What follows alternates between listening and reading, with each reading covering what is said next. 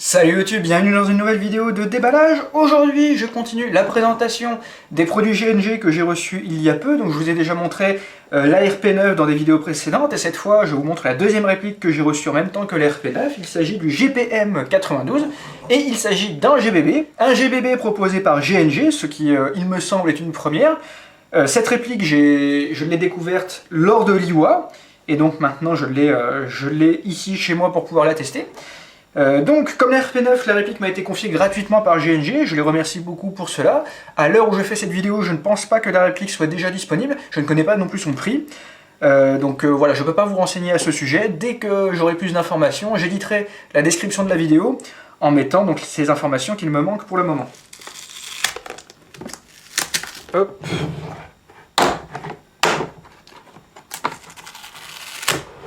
Et voilà. Donc nous avons la réplique bien sûr, le chargeur, nous avons un BB loader, ça c'est plutôt sympa, ça c'est juste un médaillon. Et donc ici nous avons un petit mode d'emploi je suppose, ça c'est les consignes de sécurité habituelles. C'est sympa pour le coup d'avoir un BB loader inclus, là on peut voir qu'il est vraiment parfaitement transparent, on voit bien le mécanisme à l'intérieur. On a un adaptateur ici probablement conçu pour le chargeur directement. Donc on met le chargeur, hop, et voilà le GPM92 de chez GNG. Le GPM92, donc c'est manifestement une réplique du M9A1, même si ce n'est pas une réplique licenciée ou quoi. On retrouve les éléments caractéristiques du M9A1 avec le ponté un petit peu plat ici avec le rail pour l'installation de lampes. On a bien sûr la culasse caractéristique des pistolets Beretta qui est évidée aux 2/3 ici. À côté de ça, nous avons toutefois une réplique full métal, donc avec une culasse en métal, avec un corps en métal. Nous avons, comme vous pouvez le constater, un canon externe qui est fileté d'origine. Ça c'est plutôt cool, c'est pas toutes les répliques qui viennent avec un canon fileté d'origine, donc encore faut-il aimer le look bien sûr. Moi j'avoue que j'aime bien, ça donne un petit côté tactical que je trouve assez sympa. Là où c'est un peu moins sympa par contre, c'est que le filetage est spécifique, pour autant que je puisse en juger. Vous voyez, on voit ici que c'est un diamètre un petit peu plus petit que d'habitude, et pour cause, ça n'est pas du 14 mm CCW comme beaucoup de répliques en airsoft, là c'est du 12 mm CCW, c'est fait pour être compatible je pense avec le full autotraceur de GNG qui doit s'appeler le Battle Oil, un truc comme ça, conçu pour cette réplique notamment, et peut-être d'autres répliques, je ne suis pas certain.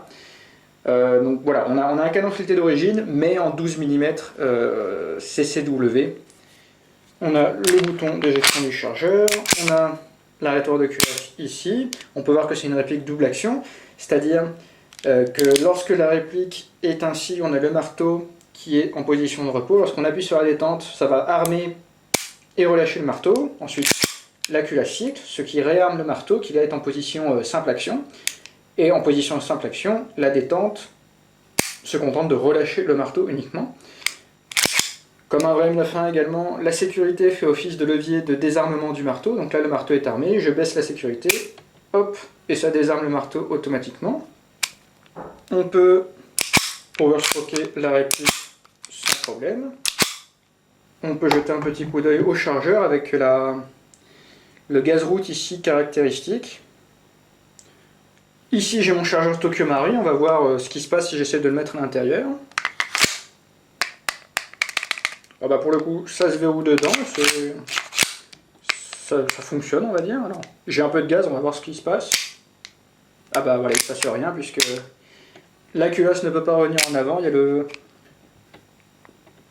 y a le nozzle qui manifestement bloque contre les lèvres du chargeur, donc voilà, ça pour dire que le chargeur est propriétaire. Donc on peut utiliser bien sûr le BB loader fourni avec la réplique, après on peut utiliser un BB loader classique en se servant du petit espace ici pour remplir en billes directement le chargeur.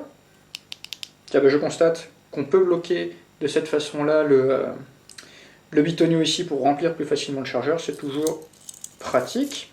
Le chargeur peut contenir 27 billes, exactement. Pour le démontage, c'est du standard aussi. Vous enlevez le chargeur, vous appuyez sur le bouton à droite, comme ceci. Là, vous appuyez vers le bas, ce qui vous permet d'enlever la culasse. Voilà à quoi ça ressemble à l'intérieur, avec la molette de réglage pour le hop-up ici, le ressort de rappel et le guide, le canon externe. Là, de l'extérieur, moi, ça me fait penser à un joint hop-up type VSR10. Pour la vidéo de tir, je vous montrerai exactement l'intérieur pour voir si c'est compatible avec de la pièce VSR10. Ici, le nozzle, qui est pour le coup assez balèze. On voit que c'est plutôt bien graissé pour le coup. On va jeter un petit coup d'œil à la sensation au niveau queue de détente. Donc déjà ici avec la double action.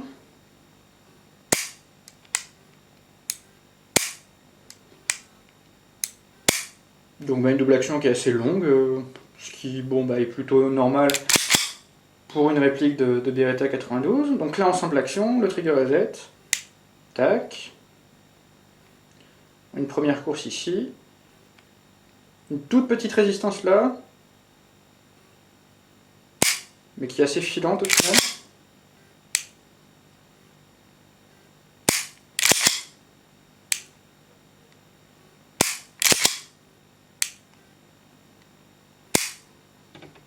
Bon bah voilà, c'est pas exceptionnel, quoi, c'est assez mou, mais c'est pas non plus anormal. Il me semble même que c'est plutôt réaliste au final, même si bien sûr c'est beaucoup plus mou que sur une véritable arme à feu. C'est relativement dur de mettre la sécurité. Il faut quand même forcer pas mal. En tout cas lorsque le marteau est armé. Lorsqu'il ne l'est pas, là ça devient beaucoup plus simple d'appuyer sur la sécurité. Sécurité qui est ambidex, soit dit en passant.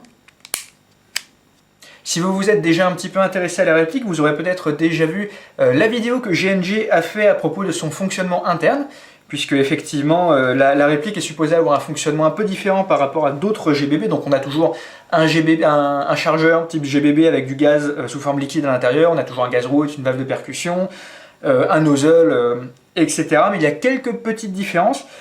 Alors je ne suis pas un ingénieur, mais j'ai cru comprendre que la principale différence était au niveau de la rocket valve, où là on a une rocket valve qui va tourner sur elle-même lorsqu'elle est en train de fonctionner. Donc je ne sais pas exactement quels sont les intérêts supposés. J'ai cru comprendre que l'idée c'était de limiter le refroidissement de la réplique lorsqu'on s'en sert, le but étant d'avoir moins de cooldown, d'avoir une meilleure résistance au froid, ce genre de choses. Donc voilà, je ne suis pas ingénieur, donc je serais bien incapable de vous dire si effectivement ou pas on a affaire à un beau pas en avant. Moi j'ai tendance à beaucoup me faire une opinion en testant directement, de façon empirique. Là manifestement, à l'heure où je fais cette vidéo, je n'ai pas tiré une seule bille encore avec cette réplique, donc je ne saurais pas vous dire si son fonctionnement est irréprochable ou non. Mais n'hésitez pas du coup là, à aller jeter un coup d'œil vous-même à la vidéo si ça n'est pas déjà fait. Par ailleurs là on est vraiment en plein été. Lorsque je ferai la vidéo de tir et que je ferai les tests en extérieur, il fera sans doute plus de 20 degrés, sans doute 22, 23, 24 degrés peut-être. Donc bon, je suppose que la réplique fonctionnera très bien à ce moment-là. Ce qui sera intéressant de voir, ce sera à l'hiver prochain. Est-ce que la réplique effectivement fonctionnera mieux lorsqu'il fera froid? Ce serait quelque chose d'intéressant à savoir pour le coup. Voilà à quoi ressemblent les marquages en gros plan. Donc GNG Armaments, Made in Taiwan, GPM 92. Un logo ici, mais qui n'est pas un logo Beretta. On notera ici qu'il y a une attache pour les dragons. Un autre petit marquage GNG sur le cul du chargeur.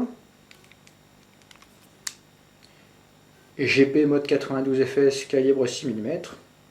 Warning, read manual before use, airsoft training and simulation only. Chez GNG, c'est souvent des marquages airsoftiens entre guillemets assumés, donc cette réplique ne fait pas exception.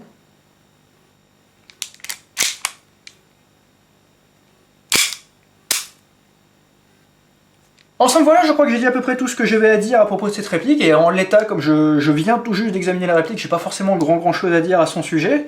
Moi je trouve ça sympa qu'il y ait des acteurs de l'airsoft qui décident de se diversifier un petit peu. On avait eu ça avec ICS dernièrement, qu'on connaissait avant tout pour leurs AEG et qui maintenant commencent à faire du GBB, donc là c'est un peu la même chose chez GNG, avec donc ce GPM 92. C'est une mécanique propriétaire, pour autant que je puisse en juger, donc... Pour ceux qui s'intéressent à la mécanique de cette réplique, j'ai mis des liens donc, dans la description de la vidéo, n'hésitez pas à y jeter un coup d'œil. Moi en l'état, j'ai pas spécialement d'opinion au sujet du mécanique de cette réplique, en tout cas pour le moment. J'aurai un avis lorsque j'aurai testé la réplique, lorsque j'aurai tiré quelques centaines de billes avec et que je verrai bien si la réplique fonctionne correctement, si la réplique peut vider un chargeur en tir rapide sans problème. On verra bien ce que ça donne de ce point de vue-là, quoi. Je remercie une nouvelle fois GNG de m'avoir confié cette réplique. Je ferai bien sûr une vidéo de tir de cette réplique et on verra bien donc à ce moment-là comment elle se comporte. Donc, eh bien, moi je vous dis à la prochaine fois pour la vidéo de tir en question. Et d'ici là, portez-vous bien. Salut!